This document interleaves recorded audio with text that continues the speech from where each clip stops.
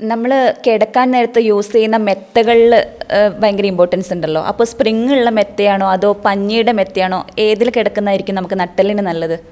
സാധാരണ നമ്മൾ ഒ പിയിൽ ബാക്ക് പെയിൻ വരുന്ന പേഷ്യൻറ്റ് ചോദിക്കും, ചിലപ്പം മരുന്നൊക്കെ കൊടുത്ത് തിരിച്ചു പോയിട്ട് തിരിച്ചു ചോദിക്കും, ഡോക്ടറെ ബെഡിൽ കിടക്കണോ അതോ സാധാ കട്ടിലിൽ കിടക്കണോ എന്നുള്ള ചോദ്യമാണ്. അത് വളരെ ഇമ്പോർട്ടൻ്റ് ആണ്. നേരത്തെ പറഞ്ഞ നല്ല ബാക്ക് പെയിൻ, ചില ആളുകൾ കിടന്നാൽ പോലും നല്ല ബാക്ക് പെയിൻ ഉണ്ടാവും. അപ്പോൾ അങ്ങനത്തെ ആളുകൾക്ക് നമ്മൾ പറയുന്നത്, ഇപ്പം നമ്മൾ സാധാരണ സ്പ്രിങ് മാട്രസ് ഉണ്ടാവും, അതുപോലെ തന്നെ പഞ്ഞിയുടെ മെത്ത ഉണ്ടാവും. ഇത് രണ്ടും കമ്പയർ ചെയ്യുമ്പോൾ ഏറ്റവും നല്ല പഞ്ഞിയുടെ മെത്തയാണ്. സ്പ്രിങ് മാട്രസിനേക്കാൾ ഏറ്റവും നല്ലത് പഞ്ഞിയുടെ മെത്തയാണ്.